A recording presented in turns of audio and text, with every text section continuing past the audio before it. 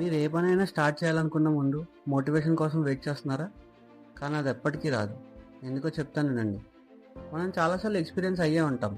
ఏదైనా పని స్టార్ట్ చేయకముందు ఒక రకమైన లేజినెస్. కానీ ఒక్కసారి స్టార్ట్ అయ్యాక అలా ఫ్లోలో వెళ్ళిపోతాం. ఆ ఫ్లో ఎక్కడి నుంచి వస్తుందో తెలియదు కానీ ఫ్లో మాత్రం వచ్చేస్తుంది. మనం అందరం అనుకుంటాం ఏదైనా పని స్టార్ట్ చేయాలంటే ముందు మోటివేషన్ వస్తుంది, ఆ తర్వాతే మనం పని స్టార్ట్ చేయగలమని. కానీ నిజం ఏంటంటే మోటివేషన్ అనేది యాక్షన్ స్టార్ట్ చేసినప్పుడే వస్తుంది, యాక్షన్ కన్నా ముందు కాదు. ఎందుకంటే మన బ్రెయిన్లో డోపమైన్ అనే న్యూరోకెమికల్ ఉంటుంది.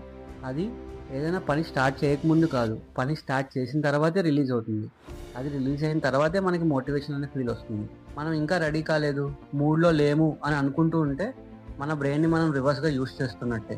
సో ఒక్క 2 minutes రూల్. ఏదైనా చేయాలనుకున్నప్పుడు లేజీగా అనిపిస్తే కష్టమైనా సరే ఆ పని స్టార్ట్ చేయండి. ఆ తర్వాత ఆటోమేటిక్గా ఫ్లో అదే వస్తుంది, మోటివేషన్ అదే వస్తుంది. ఎందుకంటే ఇన్స్పిరేషన్ కాదు, యాక్టివేషన్ ఇంపార్టెంట్.